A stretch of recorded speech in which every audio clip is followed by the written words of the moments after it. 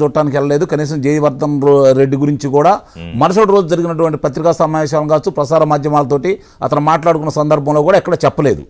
అంటే ఇది కావాలని చెప్పి దాచిపెట్టారు తప్పించుకోవడానికి అని చెప్పని. ఇక్కడ అంటే ఈ కూటమి ప్రభుత్వం కూడా ఆలోచించాల్సింది ఏంటంటే, సతీష్ అనే వ్యక్తి అంటే ఎస్పీ గారు ఎవరైతే ఉన్నారో ఆయన చెప్పినటువంటి మొట్టమొదటి ప్రాథమిక సమాచారాన్ని బట్టి, ఆయన పత్రికలకి వెలువడించిన సమాచారాన్ని బట్టి ఈరోజు వాళ్ళు దాన్ని అడ్డం పెట్టుకొని 4 రోజుల తర్వాత 18వ తారీఖు జరిగింది, 22వ తారీఖు చెప్పాడు ఆయన. కాబట్టి ఎలా చెప్పాడని మాట్లాడుతూ ఉన్నారు. మీరు ఇందాక మొట్టమొదటి ఉదాహరించారు కోడికత్తికి సంబంధించి. నిజంగా జనపల్లి శ్రీనివాసరావు అనే ఇంటి పేరు కోడికత్తి మార్చేశారు.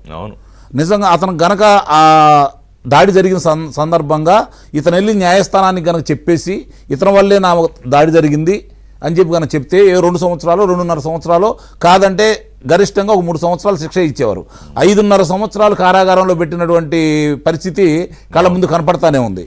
మరి మీరు ఇందాక గులకరాయి అన్నారు.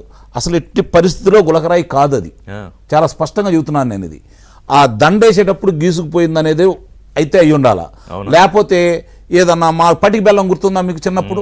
ఇప్పుడు కూడా ఉంటుంది పటికి బెల్లం అని చెప్పని. పటికి బెల్లం బొక్కం తగిలి ఉండాలా, ఎందుకంటే తగ్గంలో నోట్లో వేసుకున్నారుగా. మరి ఎక్కడ కనపడిందండి ఆయుధం? ఇప్పుడు ఆ రాయి అయినా కనపడాలి కదా.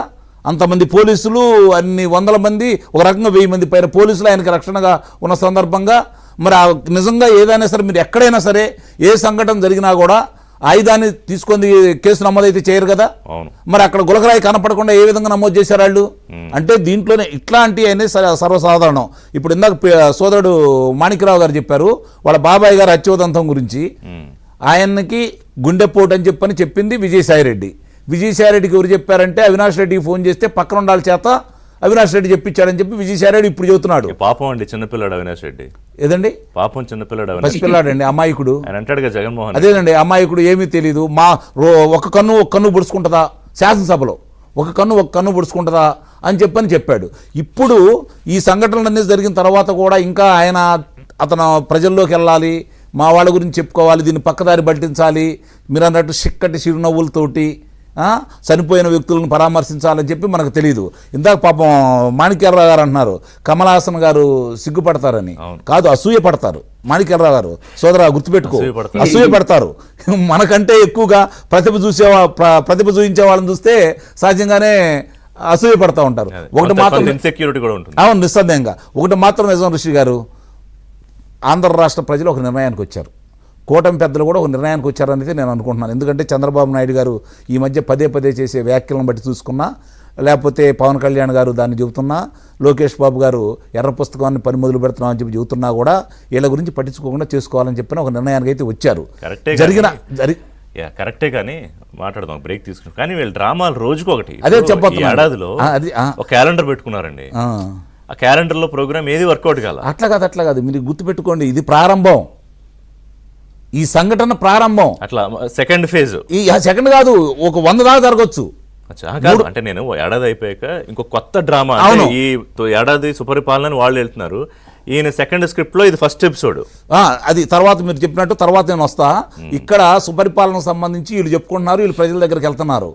వాళ్ళు ఈరోజు సుపరిపాలన జరగట్లేదు, ఇచ్చిన హామీలు నెరవేర్చలేదు అని చెప్పని వెళ్తున్నారు. దానికి 2 ఉదంతాలు చెప్తాను నేను, ఆ తర్వాత మనం దాంట్లోకి వెళ్ళిపోతాం. మొట్టమొదటిది ఒక కుటుంబం దగ్గరికి వెళ్తారు, మహిళలను పిలుస్తారు.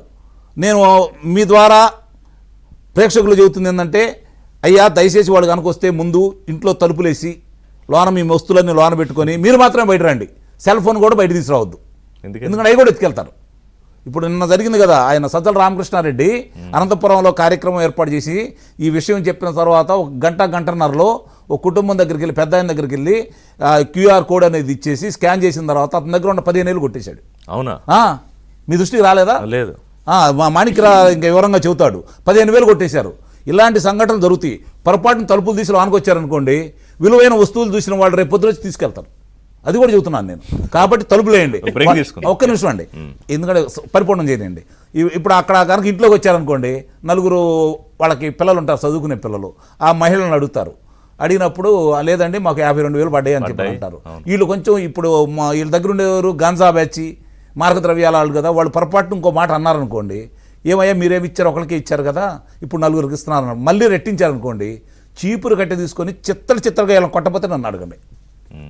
ఆ మహిళామ తల్లులు చిత్తడిగా వీళ్ళని కొట్టకపోతే నన్ను అడగండి. రైట్.